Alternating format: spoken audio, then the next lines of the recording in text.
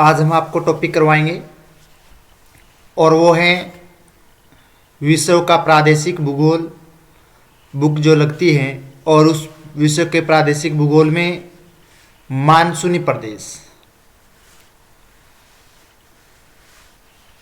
तो आज का टॉपिक हमारा रहेगा मानसूनी प्रदेश करवाएंगे। और जो प्रादेशिक भूगोल में आपको 4 प्रदेश क्लियर करने हैं, और मैं आपको बता देता हूं कि चारों प्रदेशों में से आपको मानसूनी प्रदेश, भूमध्य सागरीय प्रदेश, उष्ण मरुस्थलीय प्रदेश और प्रेरी प्रदेश, ये चारों प्रदेश पढ़ने होंगे जो आपके फर्स्ट यूनिट में दे रखे हैं सिलेबस में। तो ये चारों टॉपिक आपके लिए बहुत ही महत्वपूर्ण है, और इन चारों में से आपके लगभग 30 अंक है के क्वेश्चन आपके आएंगे। छोटे लघुरात्मक और निबंधात्मक जो क्वेश्चन है वो आपके एग्जाम में पूछे जाएंगे। तो आज हम शुरुआत करते हैं मानसून प्रदेश की। तो मानसून प्रदेश और उससे जो अध्ययन बिंदु आज हम पढ़ेंगे, और उन अध्ययन बिंदुओं में है सामान्य परिचय, यानी 1 नंबर हम इसका सामान्य परिचय पढ़ेंगे। तो अपनी नोटबुक में डाल लीजिए सामान्य परिचय।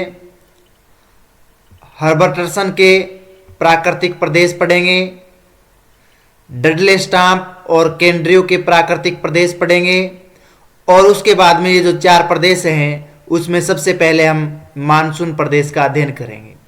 और इस मानसून प्रदेश में हम धरातलीय स्वरूप पढ़ेंगे इसका, और धरातलीय स्वरूप के बाद में उसकी जलवायु पढ़ेंगे, यानी कि इस तरह की मानसून प्रदेश की जलवायु है। उसके बाद में मिट्टियां पढ़ेंगे,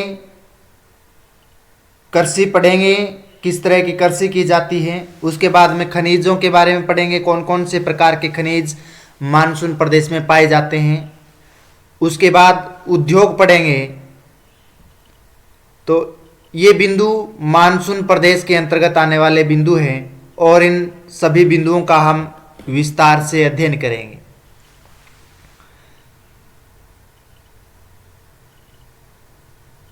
तो चलते हैं सामान्य परिचय की ओर। और सामान्य परिचय अगर देखें मानसून प्रदेश का, तो यानी सबसे पहले कि मानसून प्रदेश या प्रदेश किसको कहते हैं, तो ऐसे प्रदेश जिसमें भू संरचना यानी जो स्थलाकृति है,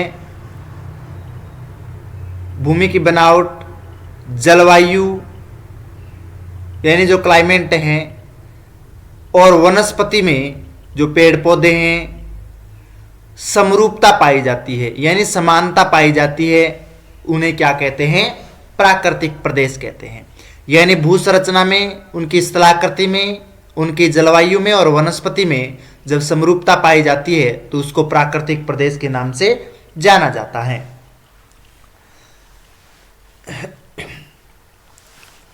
और इन प्रदेशों में जलवायु, मृदा यानी मिट्टी, जैसे जैविक कारक, वनस्पति और मनुष्य को सम्मिलित किया जाता है। यानी प्राकृतिक प्रदेश में उनकी जलवायु है, उसकी मृदा है, या फिर जैविक कारक हैं, वनस्पतियां हैं और मनुष्य, उन्हें सम्मिलित करते हैं। और मानसून प्रदेश में आपको डायग्राम में बता देता हूं, मानचित्र आप देख रहे हैं, तो इसमें आप मानसून प्रदेश देखोगे तो मानसून प्रदेश जो यहां से भूमध्य रेखा गुजरती है 0 डिग्री,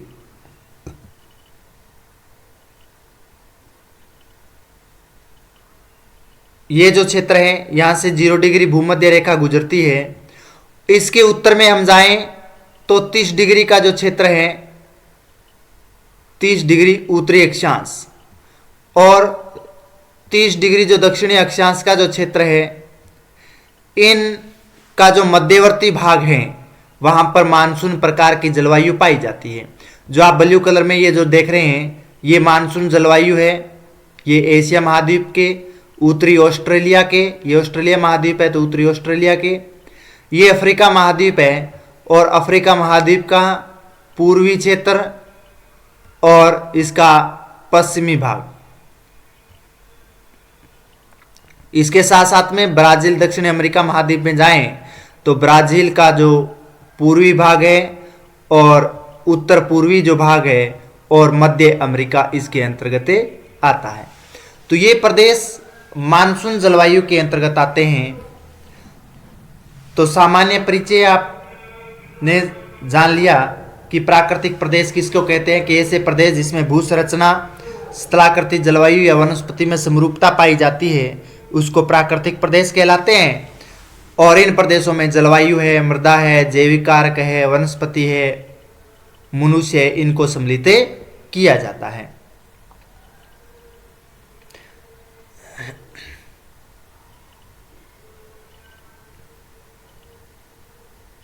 तो आप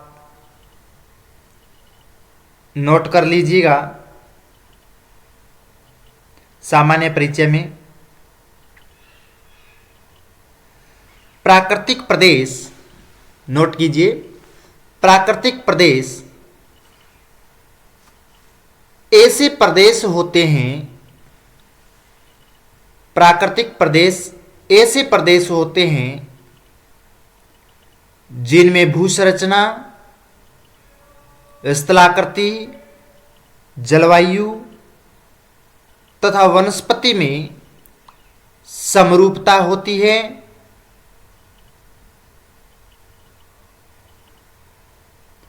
तथा इन तत्वों के संदर्भ में निकटवर्ती क्षेत्र से भिन्नता मिलती है। यानी निकटवर्ती जो क्षेत्र, अन्य जो क्षेत्र आते हैं उनसे इनकी अगर तुलना करें तो इनमें भिन्नता होती है मानसून प्रदेश से। ठीक है, तो ये प्रदेश जो मानसूनी प्रदेश है एशिया महाद्वीप का है, उत्तरी ऑस्ट्रेलिया महाद्वीप का है, तो इससे अन्य प्रदेशों की क्या मिलेगी, भिन्नता मिलेगी। क्योंकि उदाहरण के तौर पर अगर करें मरुस्थलीय प्रदेश की कर लेते हैं तुलना, तो मरुस्थलीय प्रदेश में वर्षा कम होती है, यानी 25 सेंटीमीटर के आसपास वर्षा होती है। और यहाँ अगर देखें मानसून प्रदेश में तो यहाँ 100 से लेकर के 200 या 250 सेंटीमीटर के लगभग वर्षा हो पाती है। तो यानी इनसे भिन्नता होती है। कोई भी उठा करके देख लो, कृषि के देख सकते हैं तो यहाँ पर ये उपजाऊ क्षेत्र होते हैं और वो अनुपजाऊ क्षेत्र होते हैं क्योंकि वहाँ पर वर्षा कम होती है। मुख्यतः, आगे लिखिए, मुख्यतः भौतिक कारकों में भूविज्ञान, धरातल अवस्थिति, जलवायु, मृदा तथा जैविक कारकों में वनस्पति एवं मनुष्य सहित संपूर्ण जीव जगत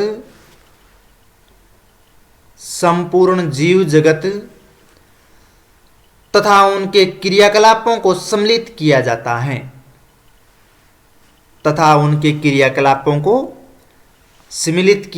है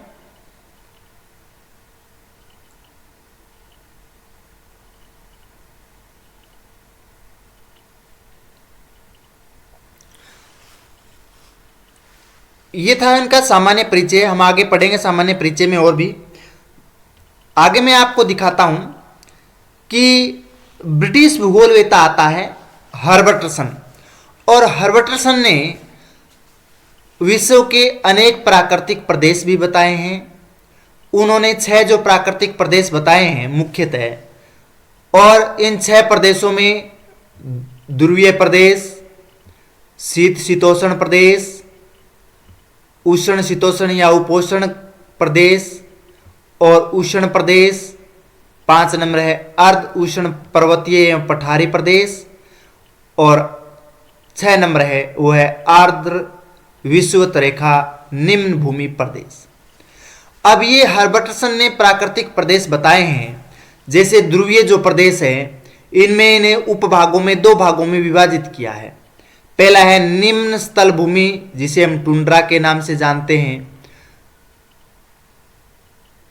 जो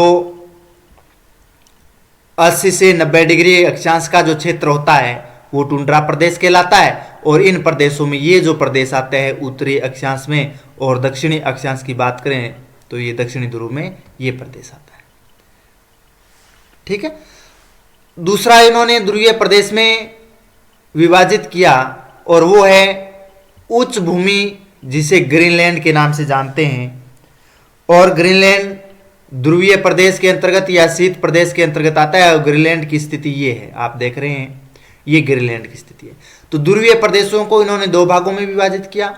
उसके बाद में आता है शीत शीतोष्ण प्रदेश, और शीत शीतोष्ण प्रदेश में 1 नंबर है वो है पश्चिम तटीय प्रदेश, जिसमें पश्चिमी यूरोपीय प्रदेश आते हैं। ये जो पश्चिमी यूरोप के जो देश है इसको सम्मिलित किया गया है।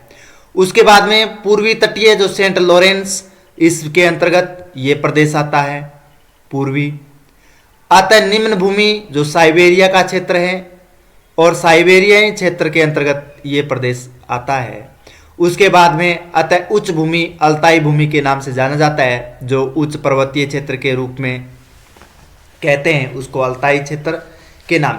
और ये शीत शीतोष्ण के अंतर्गत आते हैं, यानी 40 डिग्री से 60 डिग्री अक्षांश का जो क्षेत्र है, उत्तरी हो चाहे दक्षिण का क्षेत्र हो, वहां पर ये प्रदेश स्थित है।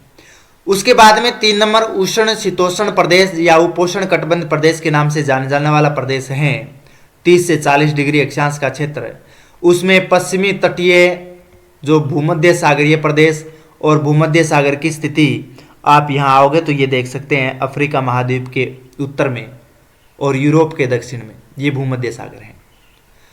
उसके बाद में ग्रीष्मकालीन वर्षा वाले पूर्वी तटीय प्रदेश जो चीन का तटीय प्रदेश है, ये आप देख रहे हैं पूर्वी तटीय प्रदेश चीन का, यहाँ पर ग्रीष्म ऋतु में सबसे अधिक वर्षा होती है और शीत ऋतु में बहुत कम वर्षा होती है। 3 नंबर जो भागों में विभाजित किया उष्ण शीतोष्ण प्रदेश को, आता है निम्न भूमि जिसे तुरान के नाम से जाना जाता है, ये प्रदेश आता है। उसके बाद में पठारी प्रदेश, ईरान का जो पठारी प्रदेश का इलाका है उसके अंतर्गत ये प्रदेश आता है।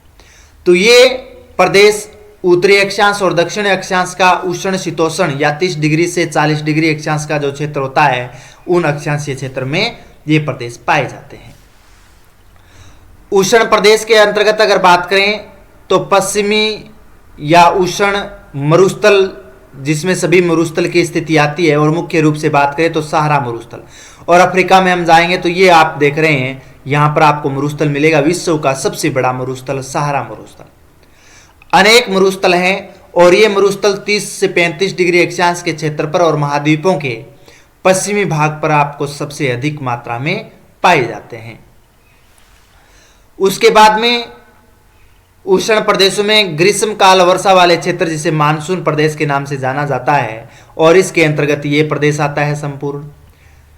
अफ्रीका का पूर्वी भाग आता है, उसका ये गिनी का तट ये प्रदेश आता है, और ब्राजील का पूर्वी भाग अमेजन बेसिन ये प्रदेश भी इसके अंतर्गत आते हैं। अंतर्देशीय सूडान का प्रदेश भी इसी के अंतर्गत आता है, उष्ण प्रदेश के अंतर्गत है। 5 नंबर बात करें अर्ध उष्ण या पर्वतीय एवं पठारी प्रदेश की, जो तिब्बत का पठार है, और तिब्बत के पठार में आप देखोगे तो इस तरह की जलवायु है वो पाई जाती है, क्योंकि इन स्थल भूभाग की तुलना में ये भूभाग ऊंचाई में अधिक है, तो यहाँ पर प्रदेश है या प्राकृतिक प्रदेश है तो उनसे भिन्नता रखता है। उसके बाद में 6 नंबर जो आर्द्र विषुवत रेखा निम्न भूमि का प्रदेश बताया हर्बर्टसन ने, वो है अमेजन का। और अमेजन दक्षिणी अमेरिका महाद्वीप में ब्राजील ये जो प्रदेश है यहाँ पर अमेजन नदी बहती है और यहाँ पर ये प्रदेश स्थापित है। तो ये हर्बर्टसन ने कुल 6 प्राकृतिक प्रदेश और उन्हें उपभागों में विभाजित किया है, तो आप नोट कर सकते हैं स्क्रीन पर। ध्रुवीय प्रदेश, और ध्रुवीय प्रदेश में निम्न स्थल भूमि जो टुंड्रा के नाम से। 2 नंबर है उच्च भूमि ग्रीनलैंड। 2 नंबर है शीतोष्ण प्रदेश, और इसके अंतर्गत जो आने वाला जो प्रदेश है उसमें पश्चिमी तटीय पश्चिमी यूरोपीय प्रदेश, पूर्वी तटीय सेंट लॉरेंस प्रदेश, अतः निम्न भूमि प्रदेश साइबेरिया प्रदेश, और 4 नंबर है अतः उच्च भूमि अल्ताई प्रदेश। तो ये आते हैं शीत और शीतोष्ण प्रदेश के अंतर्गत। 3 नंबर उष्ण शीतोष्ण नोट कर लीजिएगा, उसमें है पश्चिमी तटीय यानी भूमध्य सागरीय प्रदेश। उसके बाद में है ग्रीष्मकालीन वर्षा वाले पूर्वी तटीय प्रदेश जो चीन का प्रदेश है, तट है।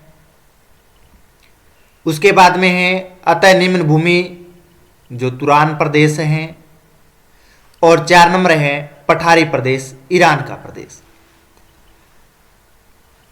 4 नंबर नोट कर लीजिए हेडिंग डाल करके। उष्ण प्रदेश, और उष्ण प्रदेश के 3 उप विभाग है वो विभाजित कर लीजिए। पश्चिमी या उष्ण मरुस्थल जो सहारा। 2 नंबर है ग्रीष्मकाल वर्षा क्षेत्र मानसून क्षेत्र प्रदेश, और 3 नंबर है अंतर्देशीय प्रदेश जो सूडान प्रदेश आता है। 5 नंबर नोट कर लीजिए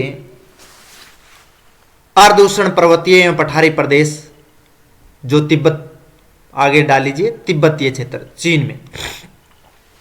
6 नंबर है आर्द्र विषुवत रेखा निम्न भूमि अमेजन दक्षिण अमेरिका ब्राजील। अब आप ये मैप भी बना सकते हैं, और मैप में ये प्रदेश मैंने अभी बताया ग्रीनलैंड का है, या फिर निम्न स्थल भूमि टुंड्रा का प्रदेश है, पश्चिमी यूरोपीय प्रदेश है, इसके बाद में साइबेरिया है, सेंट लॉरेंस है, अल्ताई भूमि है। इस तरह से ये सभी प्रदेश आप दर्शा सकते हैं, तो आपके याद रहेंगे। 2 मिनट का समय है, आप अच्छी तरह से इसको डायग्राम के रूप में बना सकते हो, तो बना लीजिए, फिर आपको मैं नोट करवा दूंगा इसके नीचे।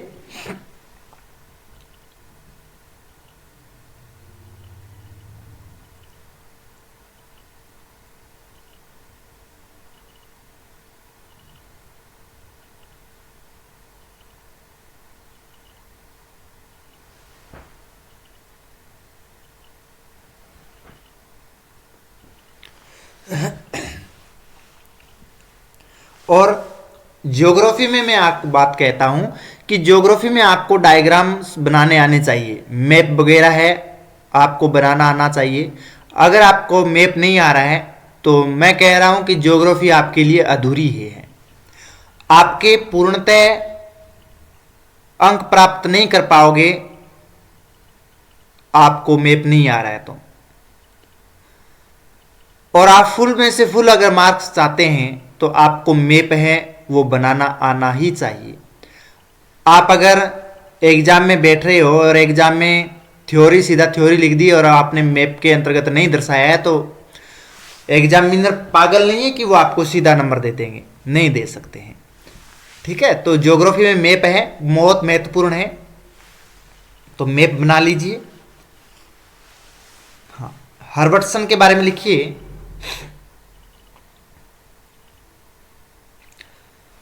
हर्बर्टसन ने सर्वप्रथम 20वीं शताब्दी के प्रथम 2 दशकों में, दशक होता है 10 साल का एक होता है और 2 दशकों के 20 वर्ष, ठीक है। तो प्रथम 2 दशकों में प्राकृतिक प्रदेश की संकल्पना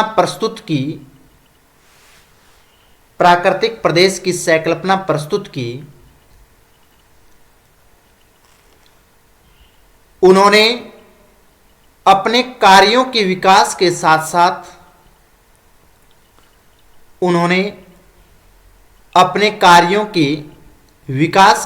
साथ प्राकृतिक परिवेश के तत्वों, स्थिति जलवायु, धरातल, वनस्पति, पशु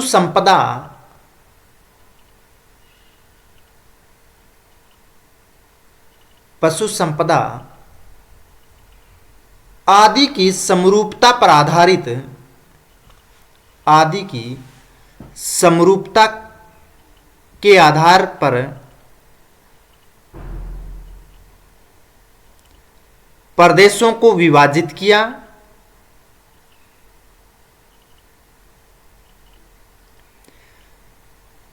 इन्होंने प्रारंभ में, यानी हर्बर्टसन ने प्रारंभ में वृहद प्राकृतिक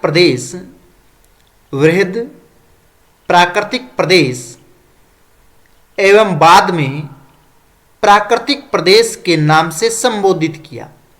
यानी इन्होंने सबसे पहले जो विभाजित किया उसका जो टाइटल दिया था, शीर्षक दिया, वो दिया था वृहद प्राकृतिक प्रदेश, और इन्होंने दोबारा जो टाइटल या शीर्षक दिया था वो दिया था प्राकृतिक प्रदेश, सीधा वृहद हटा दिया था। हाँ, नेक्स्ट लाइन से लिखिए, ऑक्सफोर्ड विश्वविद्यालय के प्रोफेसर, ये ब्रिटिश भूगोलवेता था, ऑक्सफोर्ड विश्वविद्यालय के प्रोफेसर हर्बर्टसन के अनुसार, हाँ हेडिंग डाल करके लिखना है, ऑक्सफोर्ड विश्वविद्यालय के प्रोफेसर थे हर्बर्टसन के अनुसार प्राकृतिक प्रदेश पृथ्वी तल का वह क्षेत्र है, पृथ्वी तल का वह क्षेत्र है जिसमें मानव जीवन का संबंध, जिसमें मानव जीवन का संबंध उस भूभाग के समूह से है, उस भूभाग के समूह से है जिसमें प्राकृतिक दशा, जिसमें प्राकृतिक दशा, जलवायु, प्राकृतिक वनस्पति,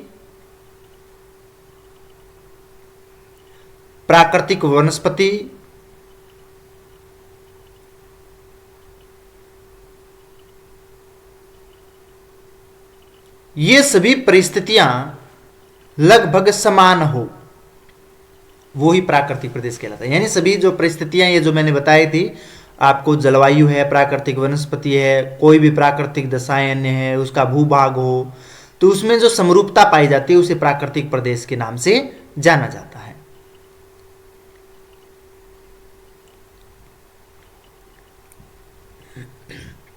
हाँ, नीचे एक लाइन में लिखी, नई लाइन से शुरू कीजिए नोटबुक में। ब्रिटिश भूगोलवेता हर्बर्टसन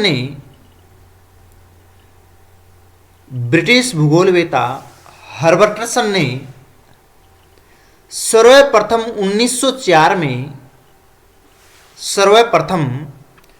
1904 में रॉयल जियोग्राफिकल सोसाइटी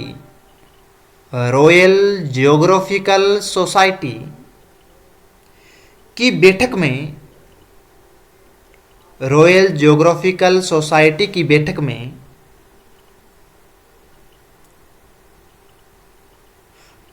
प्राकृतिक प्रदेशों पर अपना शोध पत्र पढ़ा, प्राकृतिक प्रदेशों पर अपना एक शोध पत्र पढ़ा। कब? 1904 में। कहां पर? Geographical society, royal geographical society में पढ़ा था, ठीक है, ब्रिटेन में। तथा 1905 में यह पत्र भौगोलिक पत्रिका में प्रकाशित हुआ। यह पत्र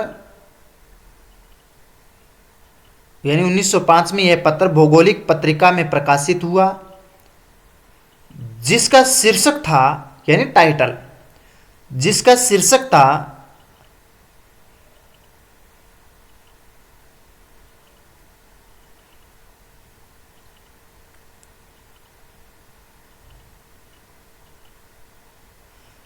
प्राकृतिक प्रदेश।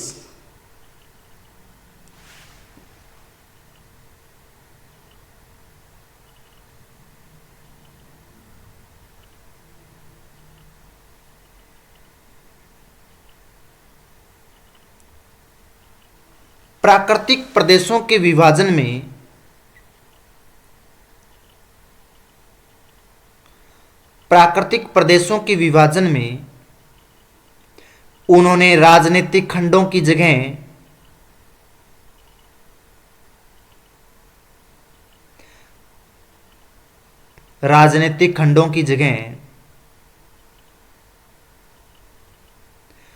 प्राकृतिक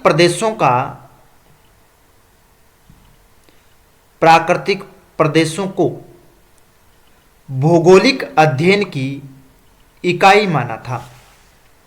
राजनीतिक खंडों को की जगह प्राकृतिक प्रदेशों का भौगोलिक अध्ययन की इकाई माना था।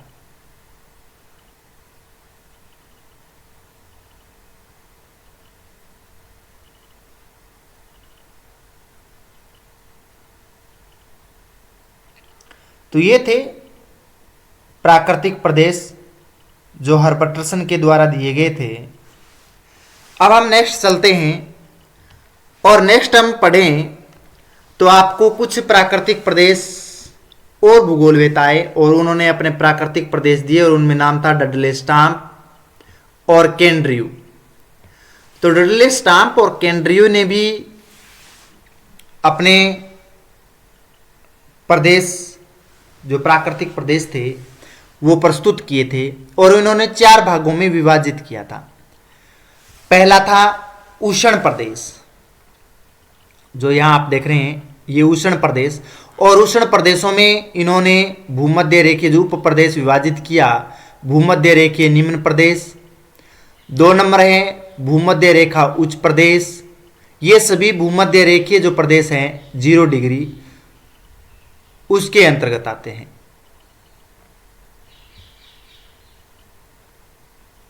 जो 0 डिग्री भूमध्य रेखा है उसके अंतर्गत आने वाले प्रदेश है।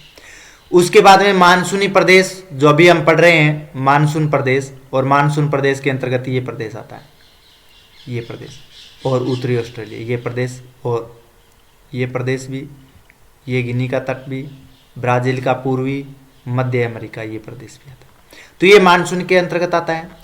फिर है सूडान तुल्य या फिर सवाना प्रदेश जो मध्यवर्ती या ये प्रदेश है, ये प्रदेश आता है। उसके बाद में मरुस्थलीय या सहारा तुल्य प्रदेश यानी मरुस्थलीय प्रदेश ये आता है। तो ये यानी 0 डिग्री से 30 डिग्री अक्षांश का जो क्षेत्र है उसको उष्ण प्रदेश के अंतर्गत और उन्होंने 5 भागों में विभाजित किया है। भूमध्य रेखीय निम्न प्रदेश, भूमध्य रेखा उच्च प्रदेश, मानसून प्रदेश, सूडान तुल्य प्रदेश और मरुस्थलीय या सहारा प्रदेश। 2 नंबर जो डडले स्टाम्प और केंड्रियो ने विभाजित किया वो है उष्ण शीतोष्ण प्रदेश के अंतर्गत, और इन्होंने 5 भागों में विभाजित किया है। भूमध्य सागरीय तुल्य प्रदेश, चीन तुल्य प्रदेश, आंतरिक निम्न प्रदेश या तुरान तुल्य प्रदेश, आंतरिक उच्च प्रदेश या ईरान का पठार है वो प्रदेश, उच्च पठार या फिर तिब्बत तुल्य प्रदेश। ये 30 डिग्री से 40 डिग्री अक्षांश का जो क्षेत्र आता है उसके अंतर्गत रखा जाता है।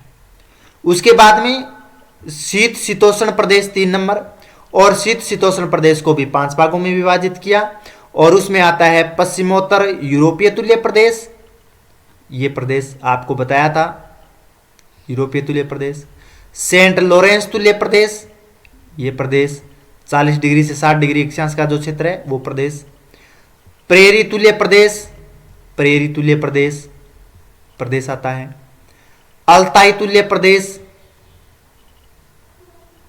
अल्ताई तुल्य प्रदेश, और साइबेरिया तुल्य या टेगा प्रदेश ये आता है साइबेरिया तुल्य प्रदेश। तो ये आता है शीत शीतोष्ण प्रदेश के अंतर्गत।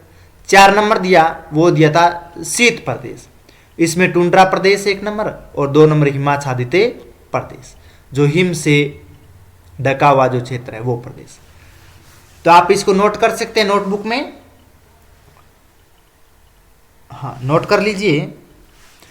हेडिंग डाल करके पहला हेडिंग डाल लीजिए उष्ण प्रदेश के अंतर्गत पांचों के पांचों डाल लीजिए। फिर उष्ण शीतोष्ण प्रदेश, फिर उसके उप विभाग है वो भी डाल लीजिए।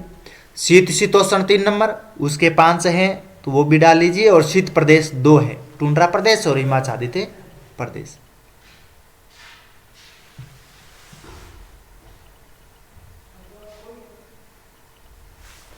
डाल लीजिए।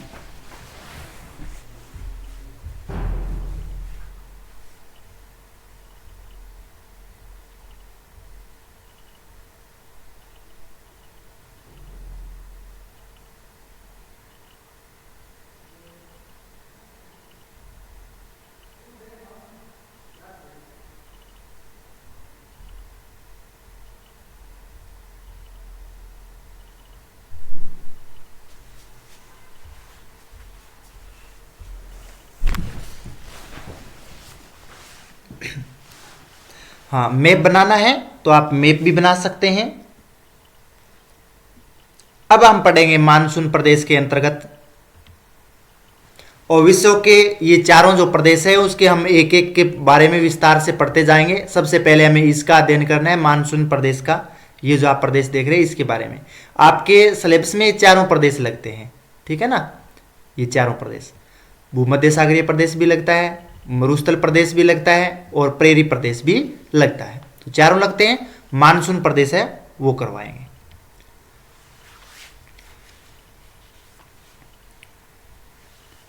तो आप यहां पर मैंने बताया है, थोड़ा यहां से आप समझ सकते हो। और यहां समझने के लिए मानसून जो प्रदेश है और इसका डायग्राम भी बनाया कि यहां पर वर्षा भी अधिक होती है, कृषि भी अधिक होती है।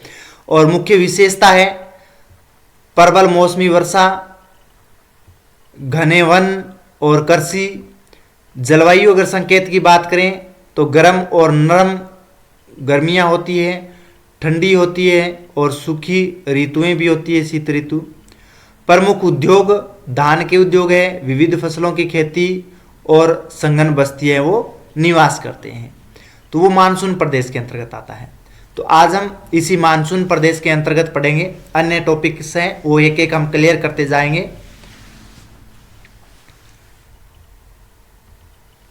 तो मानसून प्रदेश के अंतर्गत कौन कौन से देश आते हैं वो हम अगर पढ़ें, सबसे पहले इसकी स्थिति पढ़ें तो मानसून जो प्रदेश है वो विषुवत रेखा यानी 0 डिग्री, उसके 5 डिग्री उत्तर से 30 डिग्री दक्षिण का क्षेत्र है वहाँ पर मौजूद है, तो उसको मानसून प्रदेश के अंतर्गत रखा गया है।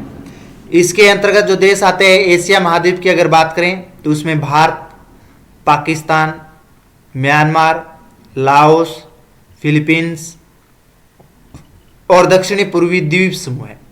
भारत की स्थिति मैप में देखें तो ये भारत की स्थिति है, पाकिस्तान की स्थिति है यहाँ, म्यांमार की स्थिति, फिलीपींस, लाओस, ये सभी प्रदेश यहाँ आ जाते हैं।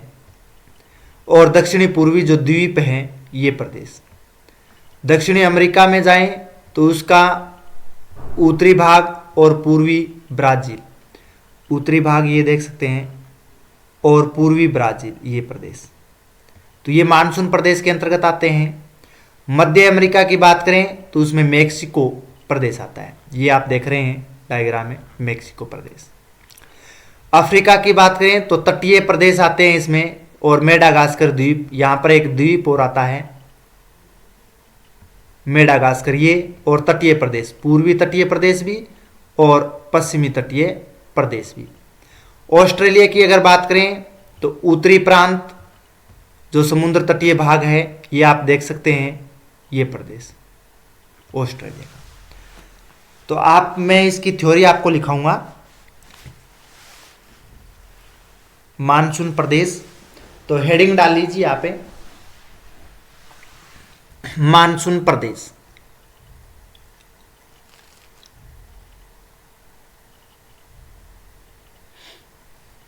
हाँ, नोट कर लीजिए यह प्रदेश, हाँ मानसून प्रदेश के बारे में नोट कर लीजिए। यह प्रदेश विषुवत रेखीय यानी भूमध्य रेखीय, विषुवत रेखीय प्रदेश से सटा हुआ है सटा हुआ है यानी पास में है,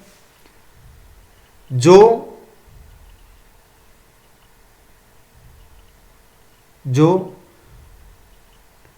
पूर्वी व पश्चिमी तटों पर मिलता है, जो पूर्वी व पश्चिमी तटों पर मिलता है, जहां तट की ओर आर्द्र मौसम में वायु का प्रवाह होता है, जहां आर्द्र मौसम में वायु का प्रवाह होता है। जो ये भूमध्य रेखा है, 0 डिग्री जो रेखा है, यहां से जो गुजरने वाली जो रेखा है, और यहां हमेशा अस्थायी पवनें चलती है जिसका नाम है व्यापारिक पवनें। उसकी दिशा रहती है पूर्व से पश्चिम की ओर, इस तरह से, चाहे उत्तर का क्षेत्र हो चाहे फिर वो दक्षिण का क्षेत्र हो। तो यानी ये जो तटीय प्रदेश होते हैं, पूर्वी तटीय प्रदेश, तो वो सबसे ज्यादा आर्द्र होते हैं, अधिक वर्षा होती है।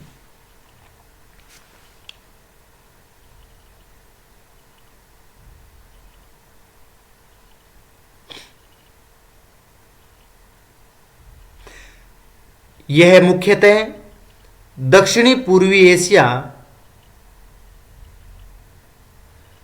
यह मुख्यतः दक्षिणी पूर्वी एशिया, इसके प्रमुख क्षेत्र भारत,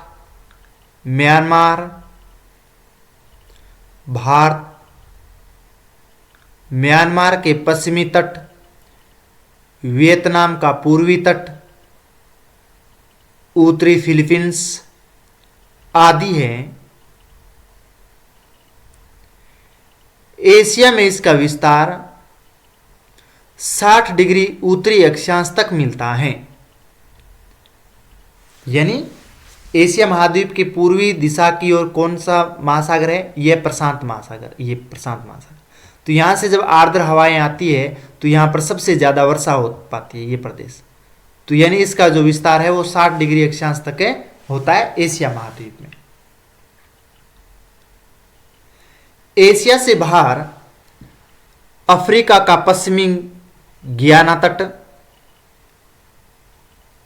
अफ्रीका का पश्चिमी गियाना तट, दक्षिणी अमेरिका का उत्तरी पूर्वी तट,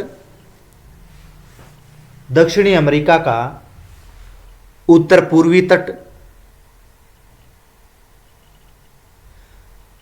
वह ऑस्ट्रेलिया के उत्तर पूर्वी तट में यह जलवायु पाई जाती है। ऑस्ट्रेलिया के उत्तर पूर्वी तट में यह जलवायु पाई जाती है।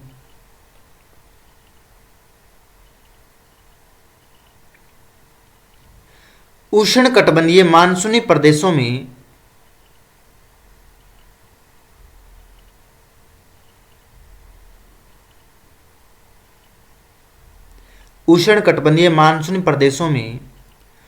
वर्षा प्रचुर वन क्षेत्र में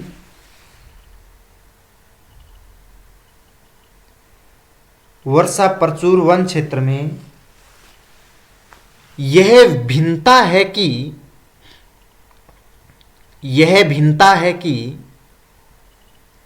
यहां पर एक निश्चित शुष्क काल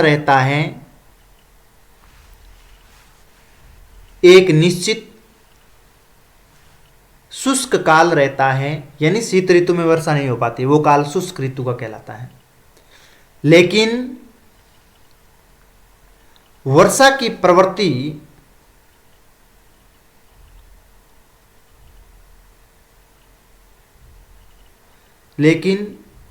प्रवृत्ति उष्णकटिबंधीय जलवायु में मिलती है। यानी सबसे अधिक वर्षा जो होती है वो उष्णकटिबंधीय ऋतु में होती है। ग्रीष्म ऋतु में, शीत ऋतु में नहीं होती, ग्रीष्म ऋतु में हो पाती है। मानसून क्षेत्र एशिया व ऑस्ट्रेलिया में, एशिया व ऑस्ट्रेलिया में 5 डिग्री से 20 डिग्री अक्षांशों के मध्य 5 डिग्री से 20 डिग्री अक्षांशों के मध्य एवं भारत व पाकिस्तान में 30 डिग्री उत्तरी अक्षांश तक विस्तृत हैं। 30 डिग्री उत्तरी अक्षांश तक विस्तृत हैं, क्योंकि हिंद महासागर की स्थिति है और दक्षिणी भारत प्रायद्वीप की स्थिति में आता है, तीनों ओर से जल राशि से घिरा हुआ है, इसलिए 30 डिग्री अक्षांश तक मानसून की प्रवृत्ति पाई जाती है।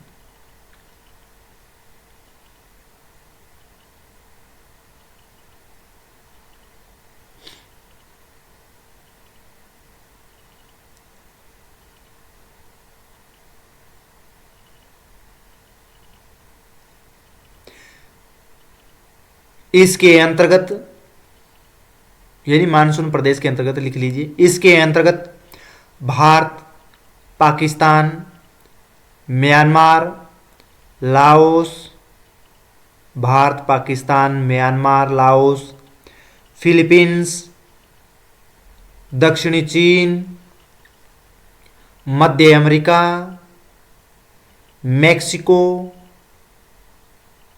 दक्षिणी अमेरिका का उत्तरी तटीय भाग, दक्षिणी अमेरिका का उत्तरी तटीय भाग, पश्चिमी द्वीप समूह, पूर्वी ब्राजील का तटीय भाग, पूर्वी ब्राजील का तटीय भाग, अफ्रीका का तटीय भाग, मेडागास्कर द्वीप,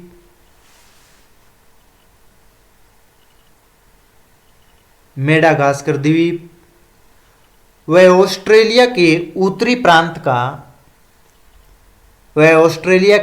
प्रांत का समुद्र तटीय भाग सम्मिलित हैं।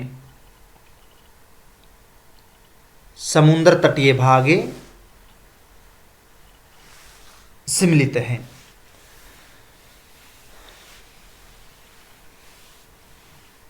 अब हम नेक्स्ट पढ़ेंगे मानसून प्रदेश का धरातलीय स्वरूप। और मानसून प्रदेश में धरातलीय स्वरूप की अगर बात करें तो यह प्रदेश या इस प्रदेश का जो आधार है मुख्य वो है कृषि, यानी यहाँ पर संघन रूप से कृषि की जाती है, इसलिए इसका आधार, प्रदेश का आधार है वो कृषि ही है। यहाँ मैदानी भागों में संघन जनसंख्या, उच्च भूमि पर नगण्य जनसंख्या पाई जाती है, यानी जहां पर मैदानी भाग है और अधिक कृषि की जाती है, जहां पर संघन जनसंख्या यानी संघन का अर्थ होता है सर्वाधिक, और सर्वाधिक जनसंख्या है, और उच्च भूमि जैसे पठारी है, पर्वतीय क्षेत्र है, तो वहां पर नगण्य यानी कम जनसंख्या पाई जाती है। इसके साथ साथ में पामीर की गांठ से दक्षिणी पूर्व में हिमालय पर्वत श्रेणी, जो हिमालय पर्वत श्रृंखला है आप ये देख रहे हैं, और यहां पर ये आप देखोगे तो पामीर की गांठ यहां से है, और यहां से इस पामीर की गांठ से अनेक पर्वत श्रृंखलाएं निकलती है, और ये हिमालय पर्वत श्रृंखला ये आप देख रहे हैं।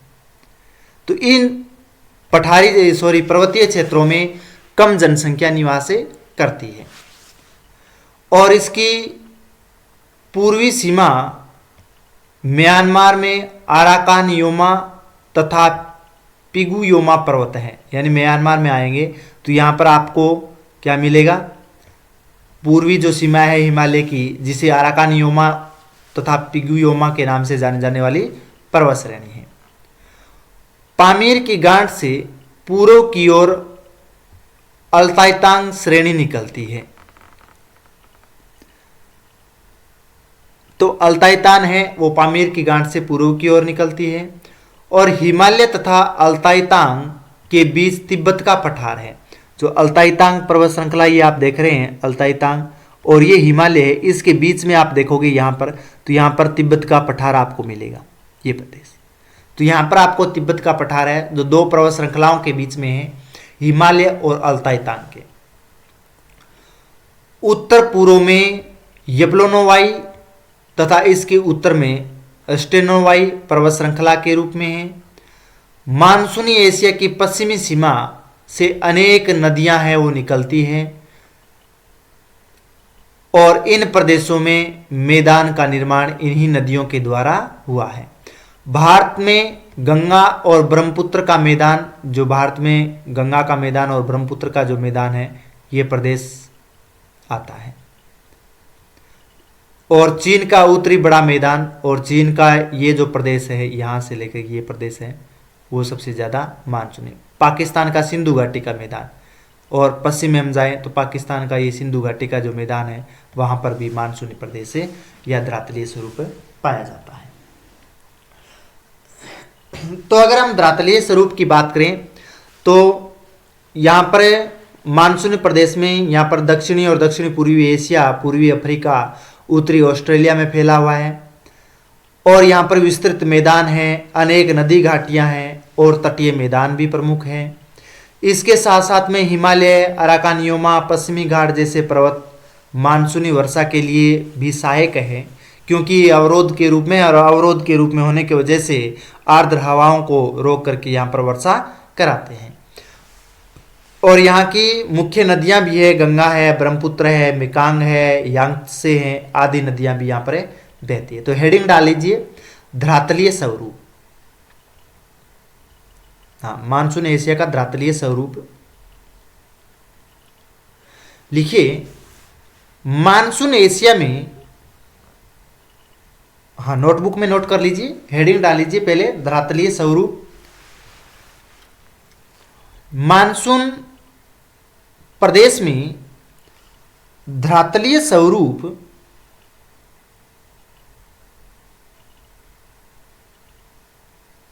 मानसून प्रदेश में धरातलीय स्वरूप जलवायु विषमताओं के उत्पन्न करने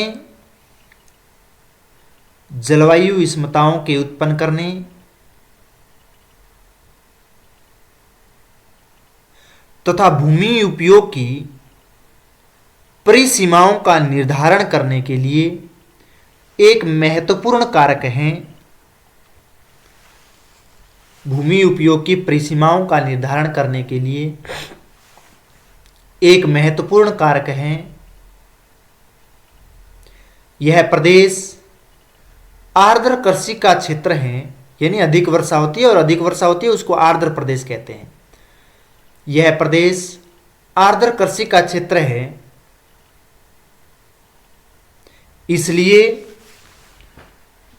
इसलिए यह आसानी से समझा जा सकता है कि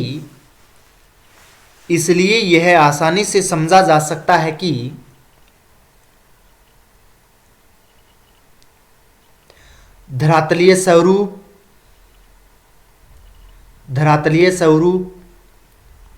जनसंख्या वितरण के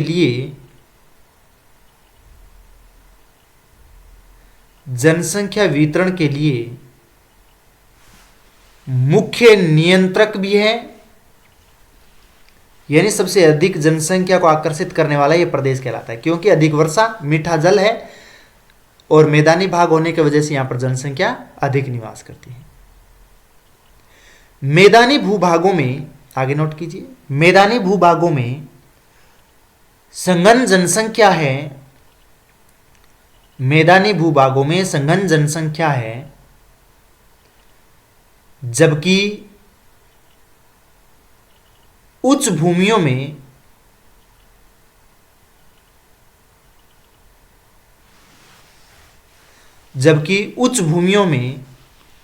कुछ ही स्थानों पर अधिवास मिलते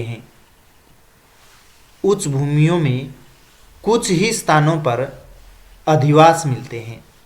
अधिवास होता है, मानव के जो घर होते हैं उनको अधिवास बोलते हैं, ठीक है ना। तो पर्वतीय क्षेत्रों में मानव के जो घर है, आवास है, अधिवास है, वो कम पाए जाते हैं, क्योंकि पर्वतीय क्षेत्रों में ना तो वो रहने योग्य होते हैं, न अपने आवास बना सकते हैं, उबड़ खाबड़ होते हैं, इसलिए न वहाँ पर जल की आपूर्ति होती है, न वहाँ पर परिवहन की सुविधा होती है, इसलिए वहाँ पर कम जनसंख्या पाई जाती है। जबकि जो मैदानी क्षेत्र हैं वहाँ पर सबसे ज़्यादा जनसंख्या का विस्तार होता है।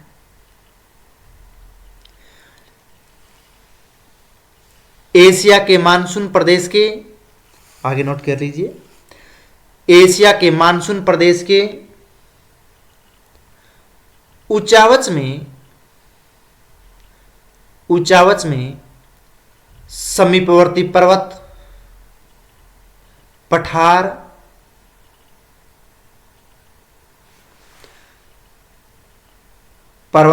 पठार, नदी घाटियों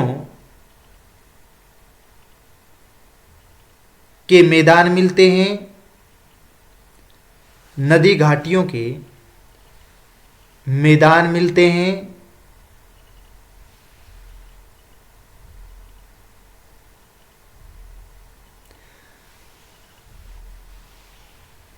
पामीर की गांठ से उत्तर पूर्व की ओर बढ़ने वाला पर्वत,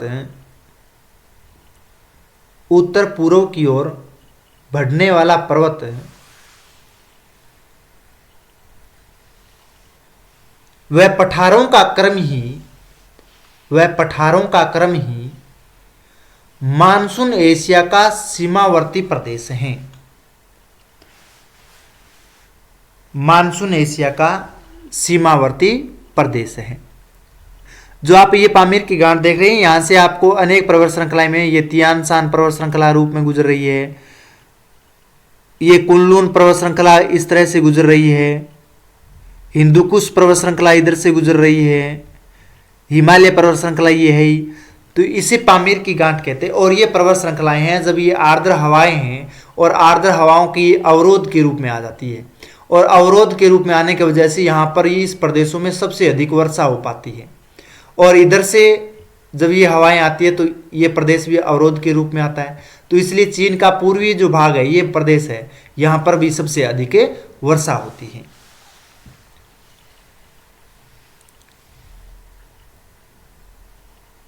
हाँ, उत्तर पूर्व की ओर बढ़ने वाला पर्वत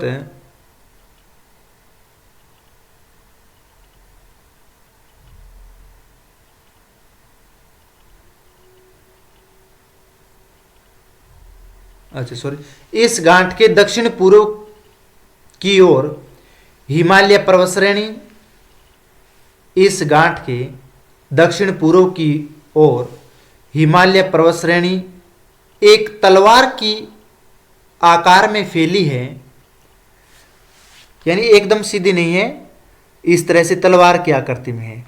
यहां पर मैं इस तरह से फैली हुई, इस तरह से,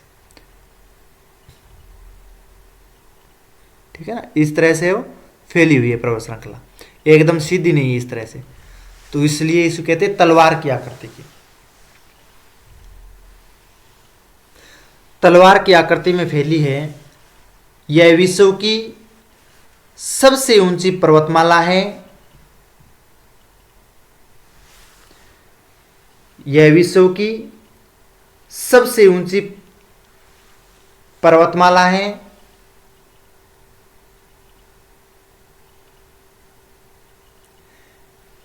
इसी में विश्व की सबसे ऊंची पर्वत चोटी, इसी में विश्व की सबसे ऊंची पर्वत चोटी माउंट आबू, या उसे सागरमाथा के नाम से भी जाना जाता है, नेपाल में सागरमाथा या माउंट आबू। और इसकी ऊंचाई जो है 8,848 मीटर है। नोट कर सकते हो। माउंट एवरेस्ट या सागरमाथा स्थित है। इस पर्वतमाला की पूर्वी सीमाएं म्यांमार में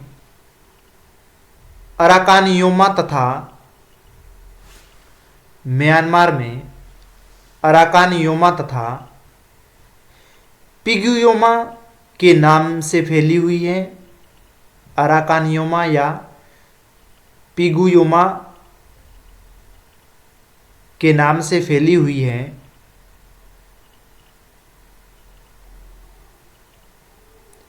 यह पर्वत आगे की ओर अंडमान निकोबार द्वीप समूह से होता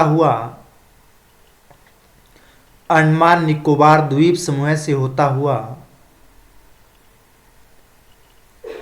सुंडा प्लेटफॉर्म की दक्षिणी सीमा बनाता हुआ, सुंडा प्लेटफॉर्म की दक्षिणी सीमा बनाता हुआ सुमात्रा और जावा, सुमात्रा और जावा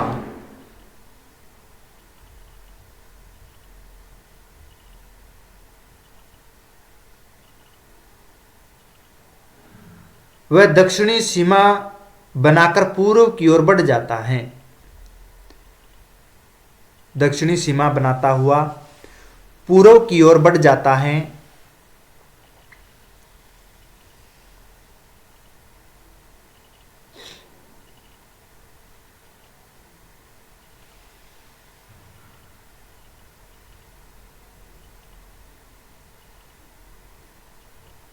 मानसून प्रदेश के धरातल की विशेषता यह है कि मानसून प्रदेश के धरातल की विशेषता यह है कि यहां ऐसी नदियां अधिक संख्या में हैं जिनमें गर्मी की ऋतुएं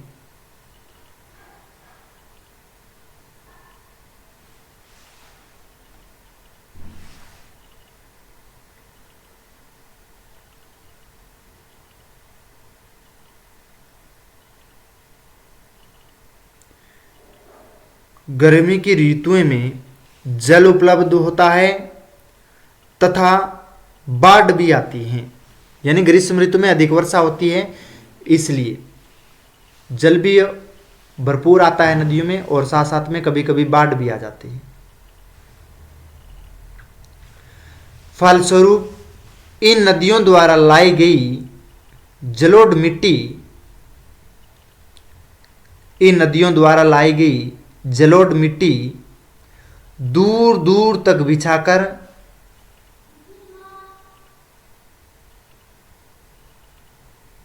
दूर दूर तक बिछाकर कई नदी घाटी मैदान का निर्माण कर दिया है। इन मैदानों में भारत का गंगा ब्रह्मपुत्र का मैदान, चीन का उत्तरी बड़ा मैदान एवं पाकिस्तान का सिंधु घाटी का मैदान विश्व के बड़े विस्तृत मैदानों में से हैं।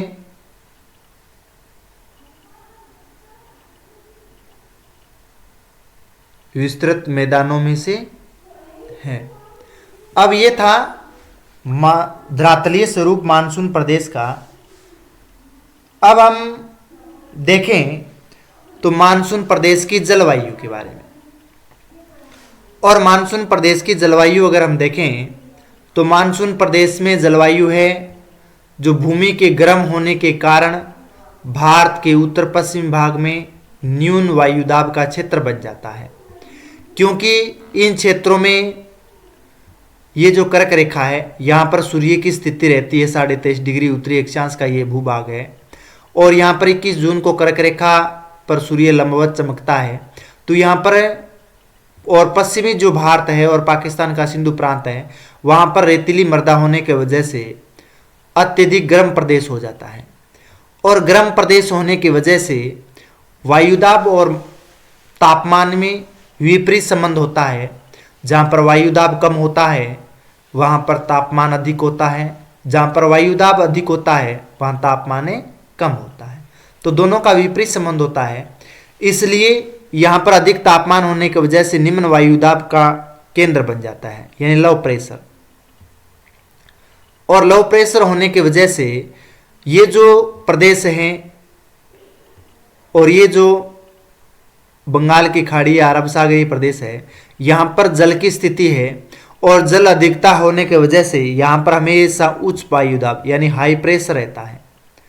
और हाई प्रेशर होने की वजह से हवाओं का स्वभाव होता है उच्च वायुदाब से निम्न वायुदाब की ओर चलना। तो जब उच्च वायुदाब से निम्न वायुदाब की ओर हवाएं चलेगी तो इन क्षेत्रों पर वर्षा है वो पूर्वी जो तटीय प्रदेश है या फिर कोई अवरोध की स्थिति में कोई प्रवल श्रृंखला है तो वहां पर सबसे अधिक मात्रा में वर्षा कर पाती है। तो ये भी सहायक है जलवायु में। मानसूनी पवनों का उद्गम दक्षिणी पूर्वी व्यापारिक पवनों से होता है, क्योंकि यहाँ से दक्षिणी पूर्वी ये जो पवनें हैं ये भूमध्य सागर को पार करती है, और पार करने के बाद में ये किस ओर मुड़ जाती है, उत्तर पूर्व की ओर मुड़ जाती है। क्योंकि ये प्रदेश निम्न वायुदाब का केंद्र होता है, इसलिए अपनी ओर आकर्षित करता है, और ये जब समुद्र से होकर के गुजरती है तो अपने साथ में आर्द्रताएं हैं वो होती है, और ये पवनें आर्द्र होने की वजह से ही यहाँ पर वर्षा कर पाती है। इसके बाद में यह उष्ण एवं आर्द्र ग्रीष्म काल में वर्षा करती है, यानी ये उष्ण यानी गर्म ऋतु में और ग्रीष्म काल में सबसे अधिक मात्रा में वर्षा हो पाती है, यानी 90% जो वर्षा होती है वो ग्रीष्म ऋतु में ही होती है। ग्रीष्मकालीन मानसून का जो दौर होता है वो अप्रैल से सितंबर तक होता है। अप्रैल से सितंबर तक मानसून का दौर रहता है।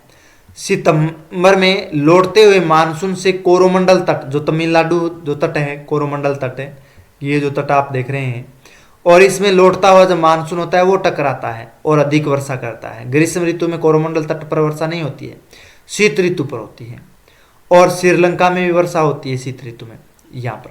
तो कोरोमंडल तट और श्रीलंका में सबसे अधिक वर्षा है वो शीत ऋतु में ही होती है, यानी सितंबर के बाद में लौटता हुआ मानसून वर्षा कर पाता है। तो ये इस तरह की जलवायु दशाएं हैं।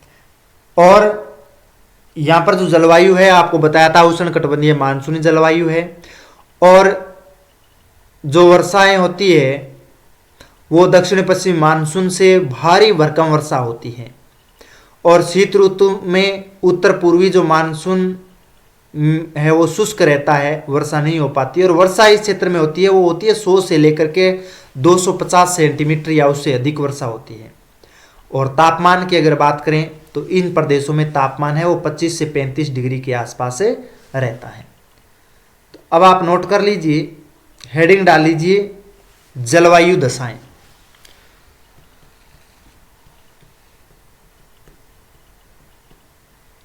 तो मानसून प्रदेश की जलवायु दशाएं,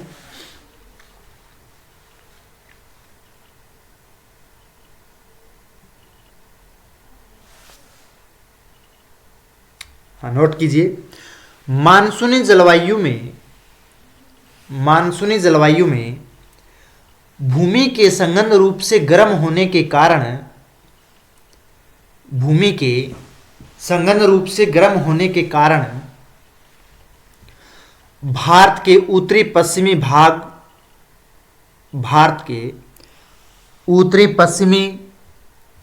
भाग पर न्यून वायुदाब का क्षेत्र स्थापित हो जाता है। न्यून वायुदाब का क्षेत्र स्थापित हो जाता है, जिस कारण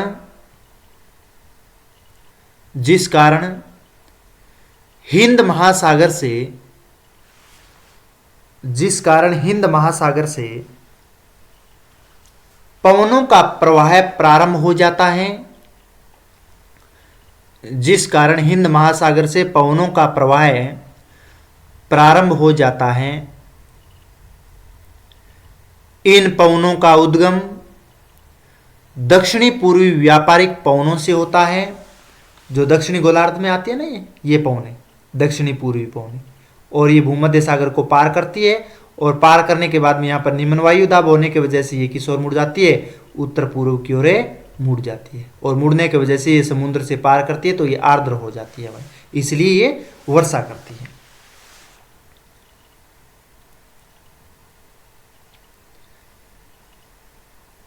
न्यून दाब का क्षेत्र स्थापित हो जाता है।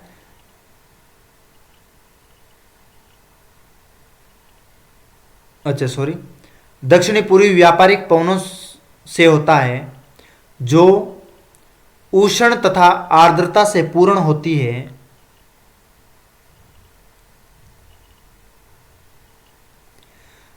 जो उष्ण तथा आर्द्र से पूर्ण होती है, यह पवनें वसंत से मध्य ग्रीष्मकाल में, यह पवनें वसंत से यानी अप्रैल मार्च अप्रैल का जो महीना वहां से लेकर के मध्य ग्रीष्मकाल यानी सितंबर तक। मध्य ग्रीष्मकाल में उत्तर की ओर बढ़ते हुए भारी वर्षा करती है, उत्तर की ओर बढ़ते हुए भारी वर्षा करती है।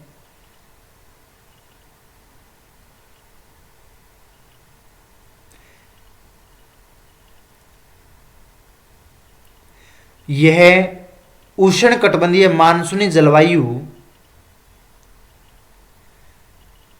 यहां उष्णकटिबंधीय मानसूनी जलवायु में औसत मासिक तापमान 20 डिग्री से 25 डिग्री सेल्सियस से अधिक नहीं रहता है। यानी मानसून ऐसे की बात कर रहा हूं मैं, मानसून प्रदेश जो भी है, आप रेड कलर में जो देख रहे हैं वो मानसून प्रदेश के अंतर्गत आता है। तो यानी 20 डिग्री सेल्सियस तक है तापमान रहता है, इससे ऊपर नहीं रहता। लेकिन इस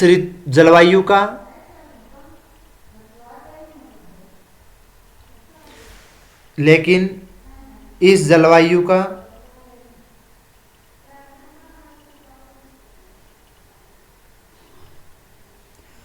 पूर्व की ओर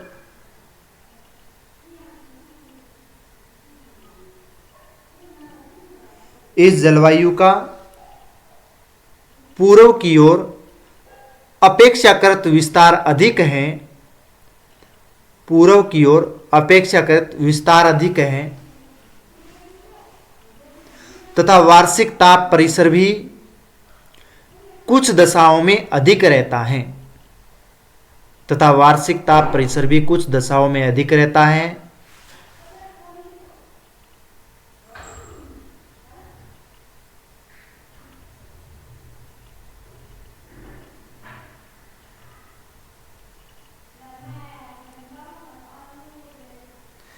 ग्रीष्मकालीन मानसून का दौर अप्रैल से सितंबर तक है। ग्रीष्मकालीन मानसून का दौर अप्रैल से सितंबर तक जारी रहता है तथा सितंबर के बाद लौटते हुए मानसून से कुछ स्थानों पर वर्षा हो पाती है, कुछ स्थानों पर वर्षा हो पाती है। इसमें भारत का पूर्वी तट, आगे लगा लीजिए कोरोमंडल तमिलनाडु, इसमें भारत का पूर्वी तट कोरोमंडल यानी तमिलनाडु तथा श्रीलंका का पूर्वी भाग प्रमुख है।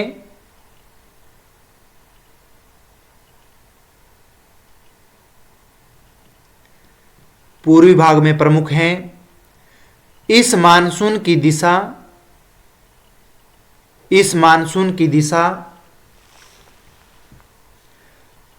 उत्तरी चीन में, इस मानसून की दिशा उत्तरी चीन में, उत्तरी व उत्तरी पश्चिमी तथा, और चीन की स्थिति मैं आपको बता देता हूं, ये यहां पर ये आप देख रहे हैं, ये चीन की स्थिति रहती है, ठीक है ना। उत्तरी तथा उत्तरी पश्चिमी तथा मध्य चीन में होता है।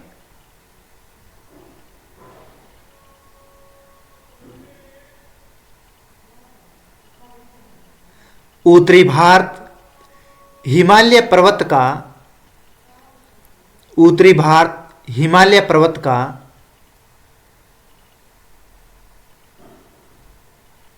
वह तिब्बत के पठार से सुरक्षित है।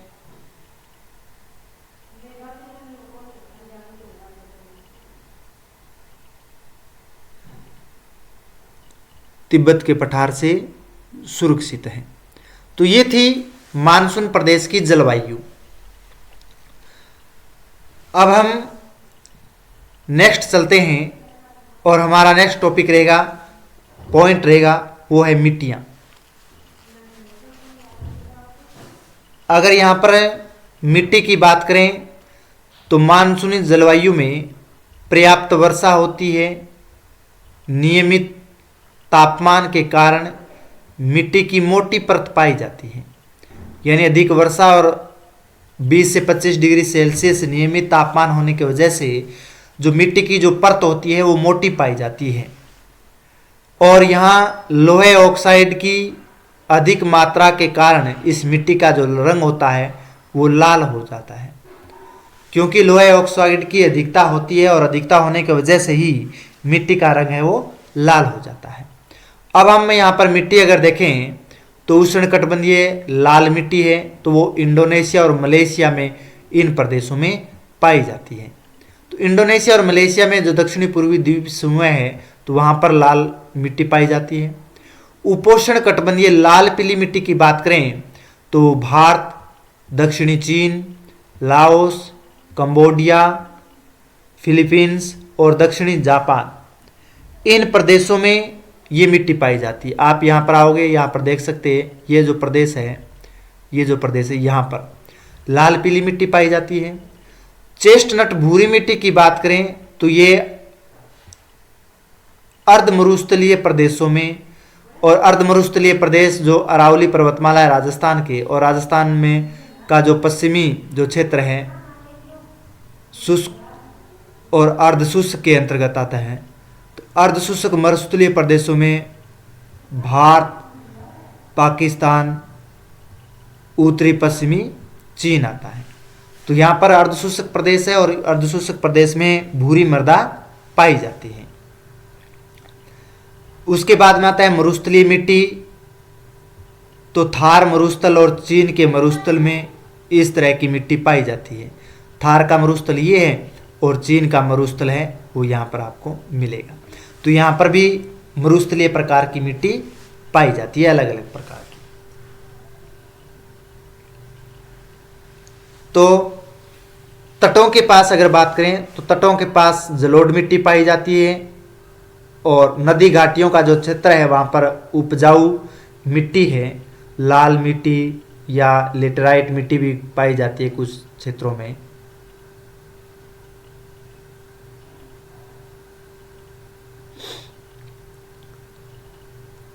तो नोट कर लीजिए मिट्टियां।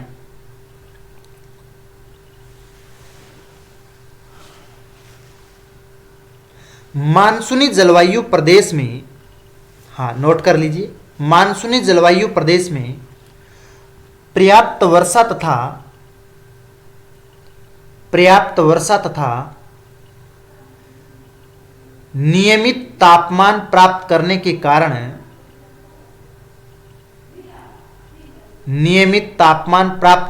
कारण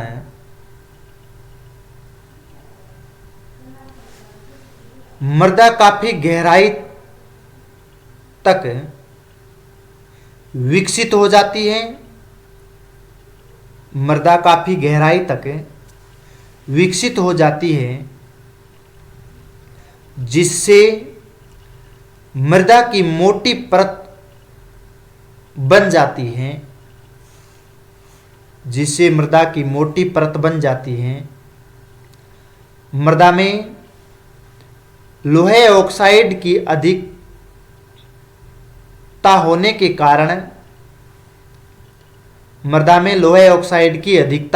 कारण यह लाल रंग की होती है। यहाँ रंग है वो लाल रंग की होती है। यहाँ पौधे चौड़ी पत्ते वाले होते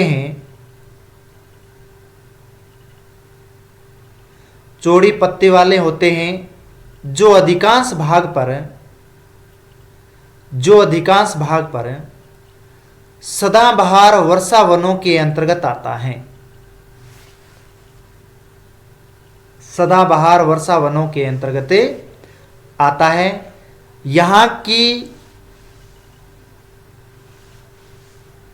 यहाँ निम्न मिट्टियां पाई जाती हैं। तो एक नंबर हेडिंग डाल लीजिए, उष्णकटिबंधीय लाल मिट्टी। आप हेडिंग देख रहे हैं स्क्रीन पर, उष्णकटिबंधीय लाल मिट्टी। और इसके आगे लिखिए, यह मिट्टी कम उपजाऊ शक्ति वाली होती है।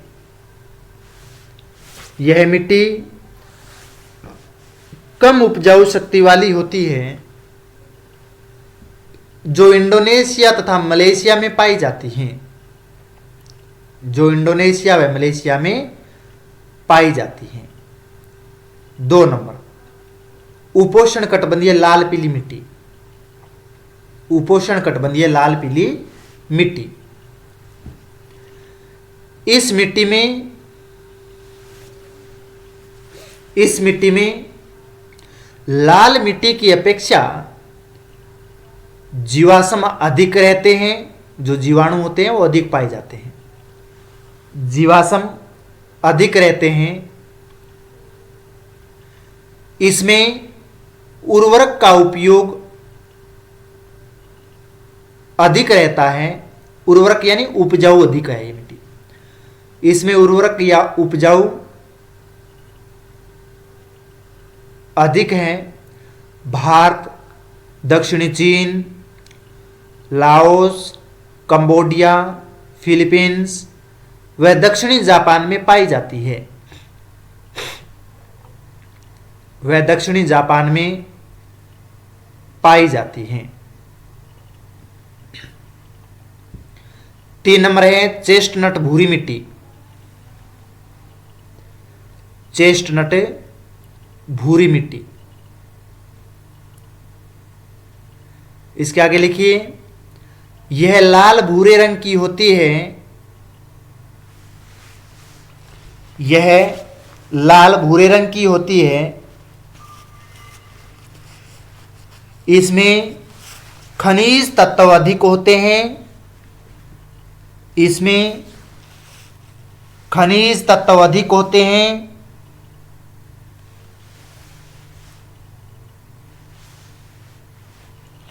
अर्ध मरुस्थलीय प्रदेशों में ऐसी मिट्टी की प्रधानता रहती है, अर्ध मरुस्थलीय प्रदेशों में ऐसी मिट्टी की प्रधानता रहती है। यानी कोपेन के अनुसार अगर बात करें तो BSHW।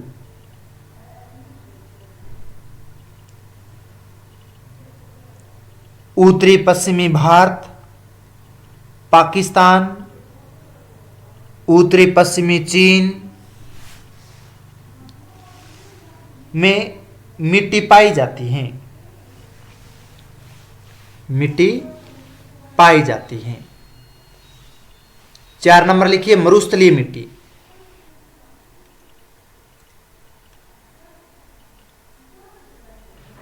मरुस्थलीय मिट्टी लिखिए, यह मिट्टी थार मरुस्थल व चीन के मरुस्थल में अधिक मिलती है, जो जीवाश्म रहित तो होती है, यानी रेतीली मृदा होती है और वर्षा की कमी के कारण कृषि भी बहुत कम होती है। तो ये थी मिट्टियां मानसून प्रदेश की। अब हम पढ़ते हैं मानसून प्रदेश की कृषि। और मानसून प्रदेश की कृषि में अगर हम देखें तो आपको भी बताया था कि इस प्रदेश का मुख्य आधार है वो कृषि ही है, और इस कृषि प्रदेश में खाद्यान्न फसलें का उत्पादन होता है, रेशेदार फसलों का उत्पादन होता है, पेय पदार्थ की जो फसल होती है, कॉफ़ी है, कहवा है होती है, उसका उत्पादन होता है, व्यापारिक फसलों का और रोपण कृषि भी की जाती है। खाद्यान्न फसलों में जैसे गेहूं है, चावल है, बाजरा है, इसकी कृषि करते हैं। रेशेदार फसलों में कपास है, ठीक है ना। पेय पदार्थ में कॉफ़ी है, कहवा है, चाय है, इस तरह की कृषि। व्यापारिक में जो व्यापारिक फसलें हैं, कपास के रूप में कह सकते हैं, गेहूं है वो भी व्यापारिक है, जो व्यापार किया जाता है कृषि का, खाद्यान्न के रूप में या अन्य उपयोग में कम इस्तेमाल होता है। रोपण कृषि के रूप में अगर बात करें तो उसमें गन्ना है, मुख्य फसल है रोपण के लिए। तो इस तरह की कृषि का मानसून प्रदेश में होती है। दक्षिणी पूर्वी एशिया में मुख्य रूप से अगर बात करें तो चावल की कृषि सबसे अधिक की जाती है, और दक्षिणी पूर्वी एशिया का ये जो प्रदेश है यहाँ पर सबसे अधिक मात्रा में की जाती है चावल की कृषि। इथोपिया में कहवा, इथोपिया जो अफ्रीका में है वहाँ पर कहवा की कृषि की जाती है, और भारत और पाकिस्तान में विश्व की 95% जूट का उत्पादन होता है। तो जूट उत्पादन का क्षेत्र जो तटीय क्षेत्र है, यहाँ पर पश्चिम बंगाल है, उड़ीसा है ये, और पाकिस्तान का ये जो प्रांत है यहाँ पर जूट का उत्पादन हो, और दोनों देश मिलकर के 95% जूट का उत्पादन करता है कुल विश्व के। क्यूबा है वो गन्ने के लिए प्रसिद्ध है, जो दक्षिणी पूर्वी द्वीप समूह है, यहाँ पर आपको द्वीप मिलेंगे। तो क्यूबा में गन्ने का उत्पादन सबसे अधिक किया जाता है। अधिक कृषि के कारण उन्नतशील प्रदेश कहा जाता है, या विकसित प्रदेश या उन्नतशील प्रदेश की श्रेणी में आता है मानसून प्रदेश। और ये अधिक कृषि पर ही या मानसून पर निर्भर हैं। तो हेडिंग डाल लीजिए मानसून प्रदेश की कृषि। हाँ, मानसून प्रदेश में कृषि लिखिए यहाँ पे। मानसून प्रदेश के अर्थतंत्र का मुख्य आधार, मानसून प्रदेश के अर्थतंत्र का मुख्य आधार कृषि है, मुख्य आधार कृषि है। यह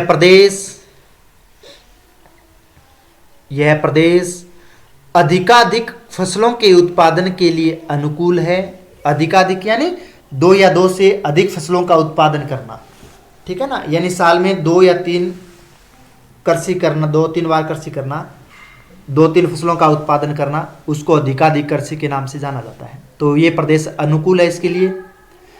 खाद्यान्न, रेशेदार फसलें, पेय पदार्थ, व्यापारिक, रोपण कृषि इस प्रदेश की मुख्य उपज है। खाद्यान्न, रेशेदार फसलें, पेय पदार्थ, व्यापारिक, रोपण कृषि इस प्रदेश की मुख्य उपज है। इस प्रदेश के भूभागों में चावल, जूट, तिलहन, कपास, चाय, गन्ना तथा गेहूं मुख्य पैदा होते हैं। चावल, जूट, तिलहन, कपास, चाय, गन्ना तथा गेहूं मुख्य पैदा होते हैं। दक्षिणी पूर्वी एशिया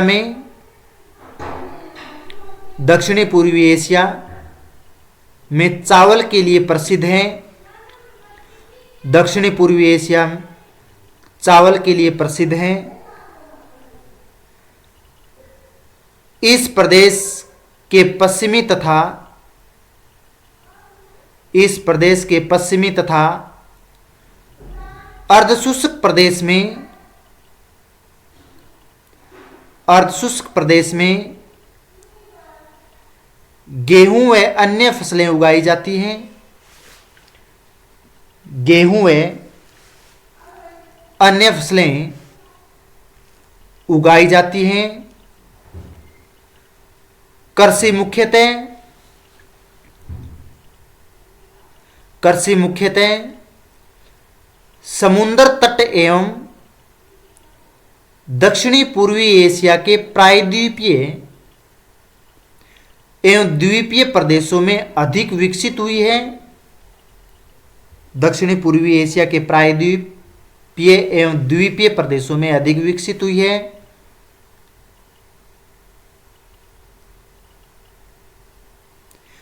इथोपिया में कहवा अधिक होता है। भारत एवं पाकिस्तान विश्व का 95% जूट पैदा करते हैं। भारत एवं पाकिस्तान विश्व का 95% जूट पैदा करते हैं। कपास व पटसन व्यापारिक उद्देश्यों की पूर्ति के लिए उत्पादन किया जाता है। कपास व पटसन व्यापारिक उद्देश्यों की पूर्ति के लिए उत्पादन किया जाता है। पश्चिमी द्वीप समूह मुख्यतः क्यूबा गन्ने के लिए प्रसिद्ध है।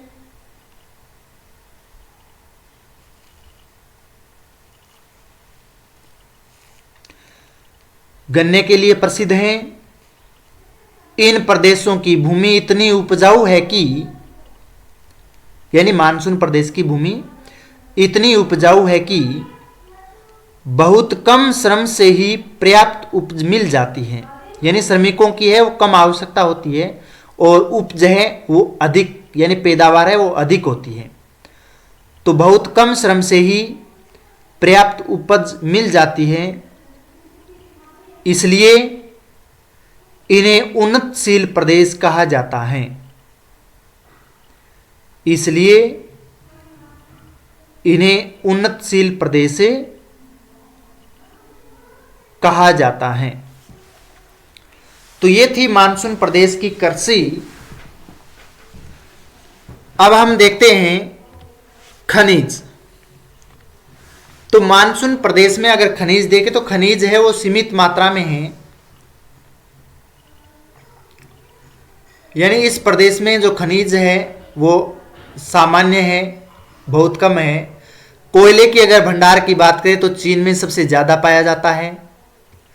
पेट्रोलियम है तो चीन में सिकियांग प्रदेश में और भारत में असम और गुजरात में। तो पेट्रोलियम या तेल का उत्पादन सबसे अधिक किया जाता है। लोहा देखें तो मानसून एशिया में लोहा है वो कच्चा लोहा भारत में और पाकिस्तान में उत्पादन होता है, खनिज सबसे ज़्यादा है। मैग्नीज के भंडार भारत और चीन में है। टीन के उत्पादन की बात करें तो यूनान का जो पठार है इसमें चीन, थाईलैंड, मलेशिया और इंडोनेशिया, इन प्रदेशों में टीन के भंडार हैं। और ऑस्ट्रेलिया महाद्वीप, ये ऑस्ट्रेलिया जो महाद्वीप है, इस ऑस्ट्रेलिया महाद्वीप क्वींसलैंड प्रांत में सोना और चांदी, सीसा और टीन, इनके भंडार भी पाए जाते हैं। तो खनिज यहाँ पर बहुत कम है और है वो भी सीमित मात्रा में मौजूद है। तो हेडिंग डाल लीजिए खनिज।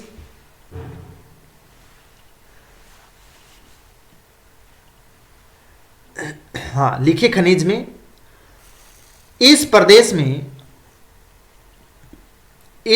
में शक्ति एवं खनिज संसाधन सामान्य हैं।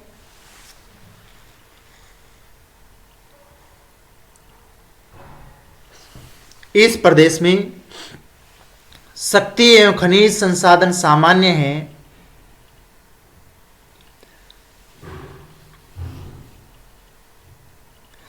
कोयले के मुख्य भंडार चीन तथा भारत में हैं।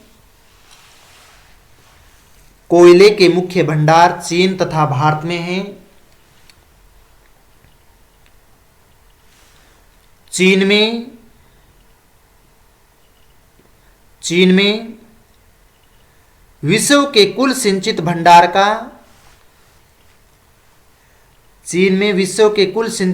का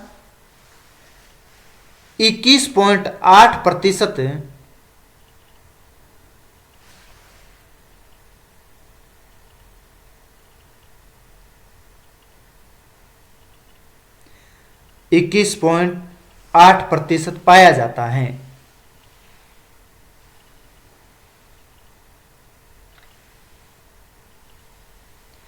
इसके मुख्य क्षेत्र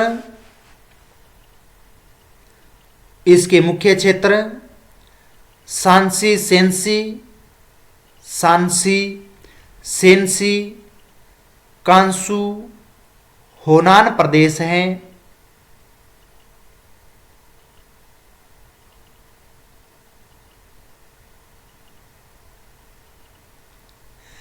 पेट्रोलियम चीन में सिकियांग व भारत में असम और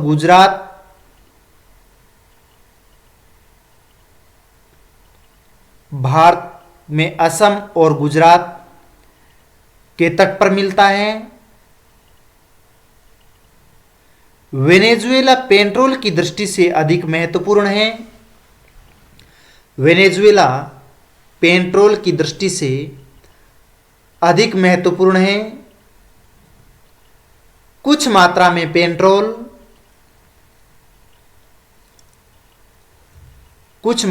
पेट्रोल पाकिस्तान, मलेशिया तथा म्यांमार में भी मिलता है। मलेशिया तथा म्यांमार में भी मिलता है। लोहा भारत चीन में अधिक मात्रा में लोहा भारत व चीन में अधिक मात्रा में, जबकि मलेशिया, फिलीपींस में भी पाया जाता है।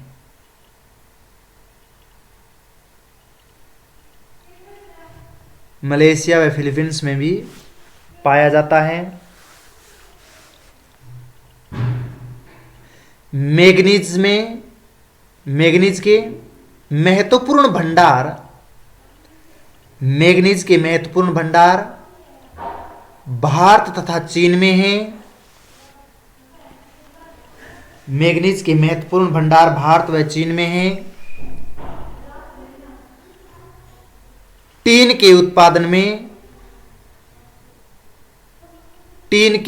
में यूनान का पठार महत्वपूर्ण है। टीन के उत्पादन में यूनान का पठार महत्वपूर्ण है।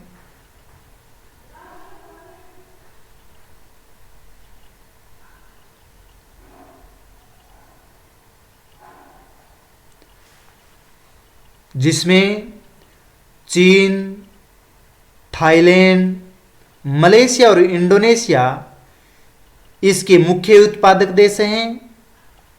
चीन, थाईलैंड, मलेशिया और इंडोनेशिया इसके मुख्य उत्पादक देश हैं। बॉक्साइट के मुख्य भंडार भारत व चीन में हैं। बॉक्साइट के मुख्य भंडार भारत व चीन में हैं।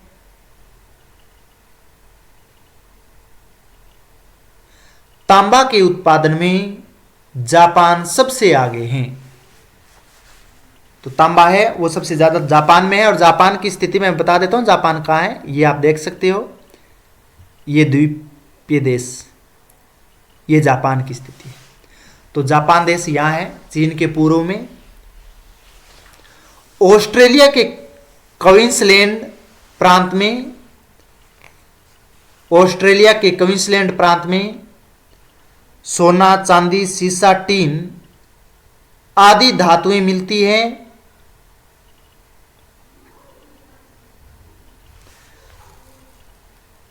क्वींसलैंड प्रांत में सोना, चांदी, सीसा, टीन आदि धातुएं मिलती हैं। अतः मानसूनी प्रदेशों में विभिन्न खनिज संसाधन बिखरे हुए हैं। भारत में खनन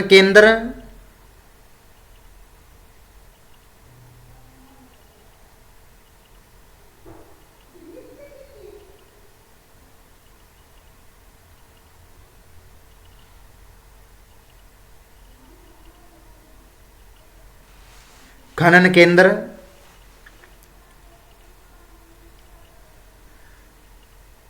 पूर्वी व पश्चिम में स्थित हैं।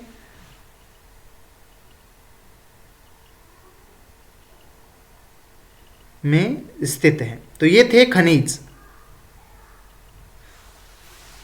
तो आपने खनिज जो है उसके थ्योरी लिख ली होगी।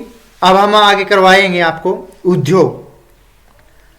तो मानसून प्रदेश के जो उद्योग हैं उनकी अगर हम चर्चा करें तो मानसून प्रदेश में उद्योग भी सीमित मात्रा में हैं। जो प्राचीन काल में सूती और रेशमी वस्त्र के जो उद्योग हैं वो आज ही परंपरागत रूप से सूती और रेशमी वस्त्र के उद्योग हैं। और जापान में सर्वप्रथम औद्योगिक विकास हो पाया था। यानी जो जापान देश है और उस जापान में है वो सबसे पहले है वो उद्योग स्थापित होती है। ये जापान आप स्थिति देख रहे हैं, तो इसलिए जापान सबसे ज़्यादा विकसित श्रेणी में आते हैं, क्योंकि वहाँ पर कच्चा पदार्थ आयात पर निर्भर तो है परंतु उद्योग स्थापित है और परिवहन का खर्चा भी उनका कम है, क्योंकि चारों ओर से जलीय भाग से घिरा हुआ है तो जल परिवहन की उसको आसानी से सुविधा मिल जाती है। मानसून एशिया में वस्त्र उद्योग, चीनी उद्योग, कागज उद्योग और तंबाकू उद्योग में अग्रणी है। यानी यहाँ पर वस्त्र के उद्योग हैं, चीनी के उद्योग है, कागज के उद्योग भी स्थापित है और साथ साथ में तंबाकू के भी उद्योग स्थापित किए गए हैं। अगर भारत की बात करें तो भारत में मुंबई, कोलकाता, जमशेदपुर मुख्य औद्योगिक केंद्र आते हैं। दक्षिणी पूर्वी एशिया में उद्योगों का अभाव पाया जाता है, क्योंकि इन प्रदेशों में है वो कच्चा पदार्थ है वो सीमित मात्रा में है, कम मात्रा में है, इसलिए उद्योगों का भी अभाव होता है। और यहाँ पर सूती वस्त्र के अधिक मिलेंगे, चीनी उद्योग मिलेंगे और चाय और जूट के भी उद्योग मिलेंगे यहाँ पर। और इसके साथ साथ में अगर बात करें तो सस्ते श्रमिक होने के और कच्चा माल की उपलब्धता के कारण यहाँ पर उद्योगों का है वो विकास हो पाया है। तो आप हेडिंग डाल लीजिए उद्योग मानसून एशिया में। लास्ट हमारा पॉइंट रहेगा मानसून का, और मानसून का है वो है उद्योग।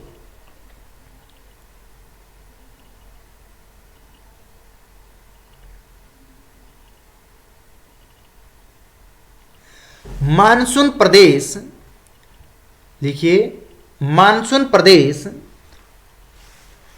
कृषि आधारित अर्थव्यवस्था के लिए प्रसिद्ध हैं। मानसून प्रदेश कृषि आधारित अर्थव्यवस्था के लिए प्रसिद्ध हैं।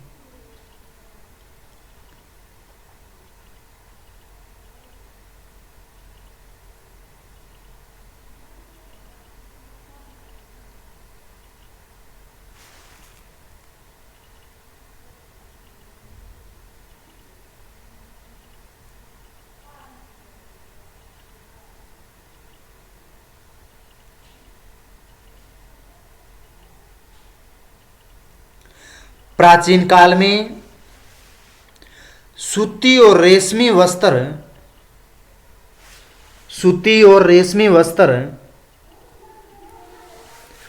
लकड़ी, मिट्टी और कृषि उत्पादों से बनी वस्तुएं विश्व बाजार में प्रसिद्ध थी। जापान में सर्वप्रथम औद्योगिक विकास हुआ था।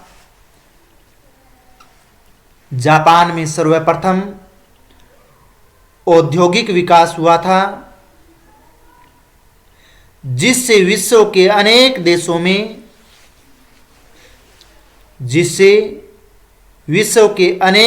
में औद्योगिक विकास की रचना होने लगी।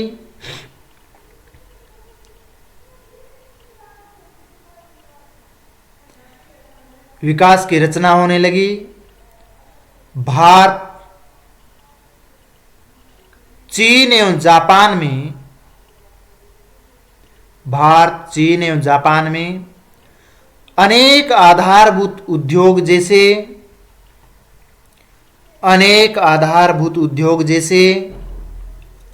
लोहा इस्पात, इंजीनियरिंग, मशीन और रसायन जैसे उद्योगों का विकास हुआ है।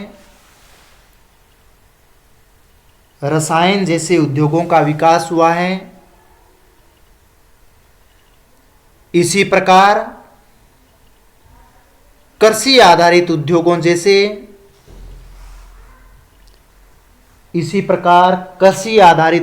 जैसे वस्त्र उद्योग, चीनी उद्योग, कागज, तंबाकू आदि के उत्पादन में प्रगति हुई है। वस्त्र, चीनी, कागज, तंबाकू आदि के उत्पादन में प्रगति हुई है।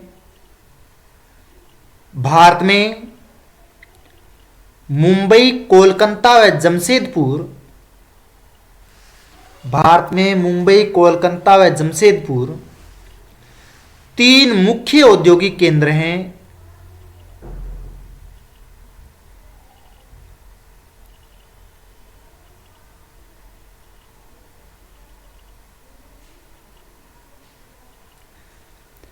वर्तमान में उद्योगों का विकास धीरे धीरे हो रहा है। वर्तमान में उद्योगों का विकास धीरे धीरे हो रहा है।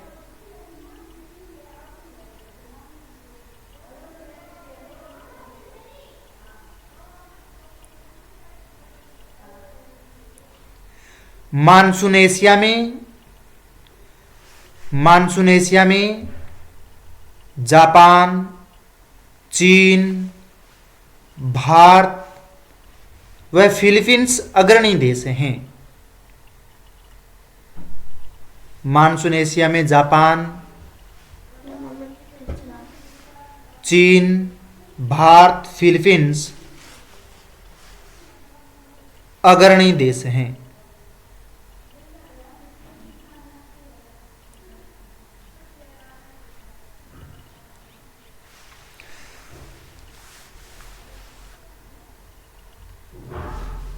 तो सभी विद्यार्थियों को धन्यवाद।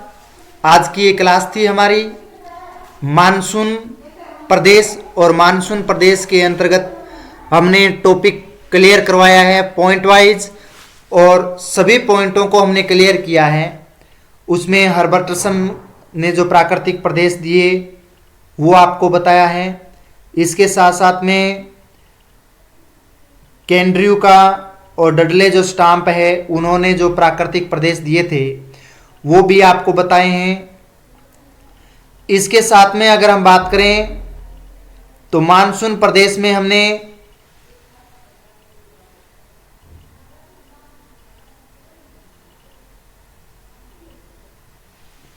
धरातलीय स्वरूप, जलवायु दशाएं, मिट्टियां, कृषि, खनिज संसाधन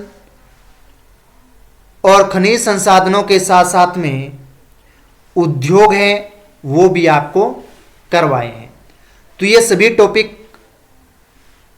आपको क्लियर करवा दिया है इसमें मानसून प्रदेश के अंतर्गत। तो आप नोट्स बना लीजिएगा, और नोट्स हैं अच्छे से डायग्राम सहित बनाइएगा। आपके एग्जाम में मानसून एशिया का टॉपिक बहुत मोस्ट इंपॉर्टेंट है, ये टॉपिक आपके आएगा। तो आप नोट्स बना लीजिए, 2 बार इसका रिवाइज करेंगे, पढ़ेंगे अच्छी तरह से, तो आपकी यादें हो जाएगा। तो इसके लिए बहुत बहुत धन्यवाद।